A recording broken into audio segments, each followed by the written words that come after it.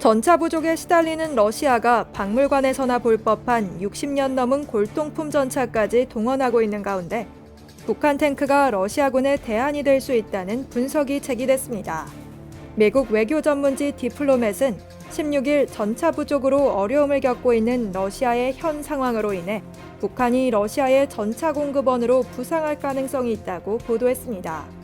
디플로맷은 익명의 백악관 소식통을 인용해 북한으로부터 상당량의 탄약과 군사 장비를 제공받고 있는 러시아가 향후 최전방 부대에 지원하기 위해 북한의 주력 전차를 필요로 할 가능성이 있다고 밝혔는데요. 우크라이나 전쟁이 발발하기 전까지 러시아는 전차 조달에 그리 적극적이지 않은 모습이었습니다. 2010년대에 구소련 시절 제작된 500대 이상의 T-72 전차와 대폭 현대화된 소수의 T-80을 보유하고 있었지만 최근 10년 동안 새로 제작된 전차는 T-72의 최신 버전인 T-90M뿐입니다. 러시아는 우크라이나 침공 이후인 2022년 중후반부터 주력 전차 부족으로 어려움을 겪은 것으로 전해지는데요.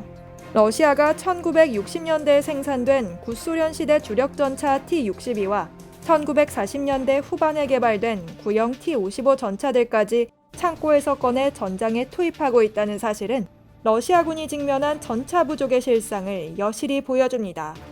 러시아는 전차 생산에 박차를 가하고 있지만 수요를 따라가지 못하고 있으며 서방의 제재로 부품 조달마저 어려워 생산이 지연되고 있는 게 현실입니다. 소련이 붕괴된 이후 러시아의 전차 생산 능력이 크게 쇠퇴한 것도 영향을 미친 것으로 보입니다.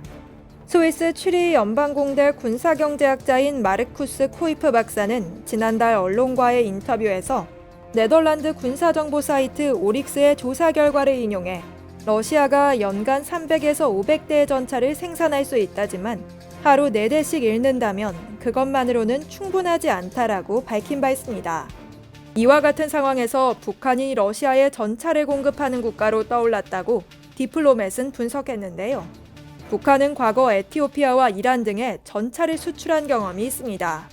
특히 러시아가 2022년 8월부터 약 800대를 창고에서 개조해 투입하고 있는 T-62 전차의 경우 북한군의 주력 전차이기도 합니다. 북한은 현재 지구상에서 유일한 T-62 생산국으로 1970년대 500여 대의 T-62를 수입한 후 천마호라는 이름으로 1200여 대를 직접 생산한 바 있습니다. 또 북한의 최신 주력 전차로 김정은 노동당 총비서의 무기 현대화 사업에 따라 개발된 3세대 전차인 M2020의 경우 현재 러시아에서 운용하는 대부분의 전차보다 성능이 더 뛰어난 것으로 보인다고 디플로맷은 밝혔는데요.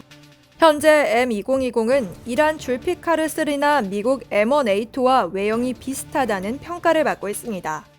바퀴축은 7개, 주포는 러시아제 115mm로 EA-46에서 파생됐으며 무게는 50에서 55톤 사이로 추정되죠.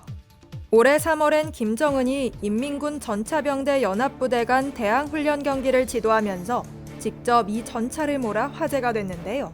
당시 김정은은 신형 주력 전차가 우수한 타격력과 기동력을 훌륭히 보여준 데 대해 만족하면서 우리 군대가 세계에서 제일 위력한 전차를 장비하게 되는 건 크게 자부할 만한 일이라고 강조했습니다. 이에 디플로맷은 중국과 러시아를 제외하고 서방의 영향권 밖에 존재하는 유일한 전차 생산국이 돼버린 북한이 이제는 러시아의 전차 부족 상황을 이용해 국가 역사상 가장 큰 규모의 전차 수출을 할 수 있는 위치에 놓이게 됐다고 분석했습니다. 이상 월드 디펜스였습니다.